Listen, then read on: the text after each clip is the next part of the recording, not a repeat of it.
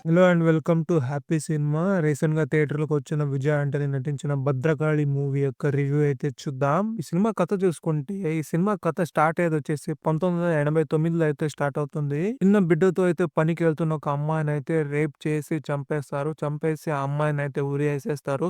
ఒక సూసైడ్ లాగా అయితే సెటప్ అయితే చేస్తారు. ఇప్పుడు ఈ కేస్‌నైతే ఒక పోలీస్ ఆఫీసర్ అయితే టేకప్ అయితే చేశాడు. పైనుంచి పెద్ద ప్రెషర్ అయితే ఉంటుంది పోలీస్ ఆఫీసర్‌కి. అంటే ఇలాంటి అమ్మాయి ఉన్నట్లుగాను, ఆ అమ్మాయి రేప్ చేసి చనిపోయినట్లుగా ఏ ఒక్క ఎవిడెన్స్ లేకున్నట్లుగా కేస్‌నైతే కొట్టేయనట్లు అయితే పైనుంచి పొలిటికల్ ప్రెషర్ అయితే ఉంటుంది పోలీస్ ఆఫీసర్‌కి. ఇప్పుడు ఈ పోలీస్ అయితేనైతే ఆ బిడ్డను తీసుకొని పోయి ఒక రోడ్ పక్కన అయితే వదిలేసి వెళ్ళిపోతాడు. ఇప్పుడు ఈయన వదిలేసిన ఈ యొక్క చిన్న పాపనే వీళ్ళంతా ఈ పొలిటికల్ సిస్టమ్‌కి, పోలీస్ సిస్టమ్‌కి మొత్తంగా అగైనెస్ట్‌గా మారుతదని ఆయనైతే అనుకునుండడు ఆ టైంలో. దీని తర్వాత ఏం జరిగిందనేది ఓవరాల్‌గా ఈ సినిమా మొత్తం కథ. ఈ సినిమా వచ్చేసి 'విజయ్ ఆంటీ కెరియర్' అనే 25థ్ మూవీగా అయితే రిలీజ్ అయింది. ఈ సినిమా వచ్చేసి pure and pure political thriller movie అయితే ఉంటుంది.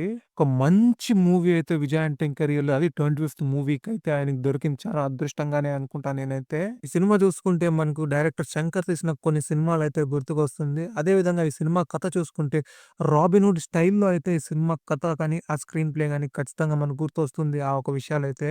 నాకైతే ఒక మంచి సాలిడ్ రైటింగ్‌తో పాటు మంచి పర్ఫార్మెన్స్ నాకైతే సాటిస్ఫై అయ్యే విధంగా అయితే కొన్ని కొన్ని మూవ్‌మెంట్స్, ఆ ఒక క్లైమాక్స్, ఆ ఒక డీటెయిలింగ్ సూపర్‌గా అయితే నాకైతే నచ్చింది సినిమా అయితే.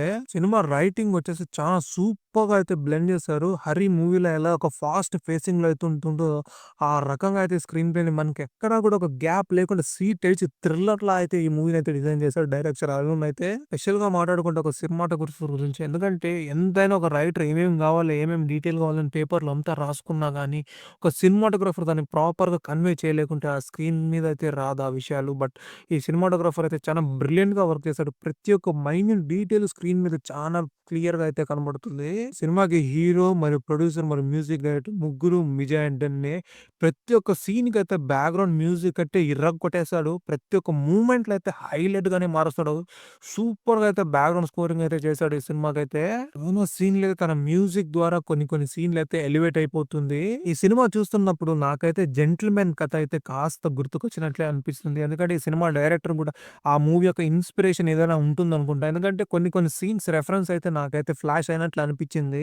సో, ఇంతలా సూపర్‌గా ఉన్న ఈ సినిమాలో కొద్ది విషయాలైతే నాకైతే ఎక్కలేదు. ఏంటంటే ఫస్ట్ హాఫ్‌లో కంటిన్యూయస్ సీన్స్ వస్తానే ఉంటాయి. కంటిన్యూయస్ వస్తానే ఉంటది ఒకటి తర్వాత ఒకటి. ప్రతి ఒక్క విషయం మనకి థ్రిల్ గాని, సర్ప్రైజ్ అయితే చేస్తుంటుంది. అయితే మనకి ఒక విషయం అయితే గుర్తొస్తా ఉంటుంది. ఎలా హీరో ఇన్ని విషయాలైతే టక టక టక అని అన్ని విషయాలు అకంప్లిష్ చేస్తాడు. దానికున్న కావాల్సిన ఏముందనేది ఒకటి మనకైతే కాస్త అనిపిస్తుంది.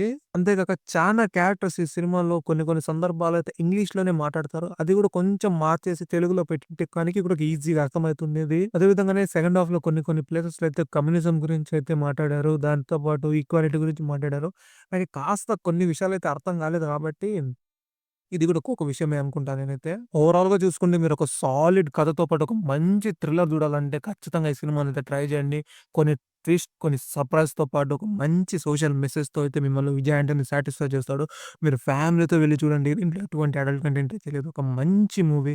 ఖచ్చితంగా మిస్ కావద్దండి. ఇవాల్టికైతే ఇది నా కంటెంట్ మీకు నచ్చితే ఈ వీడియోనైతే లైక్ చేయండి. మరిన్ని మూవీ రివ్యూస్ కోసం నా ఛానెల్‌ని సబ్స్క్రైబ్ చేసుకొని ఈ వీడియోనైతే షేర్ చేయండి.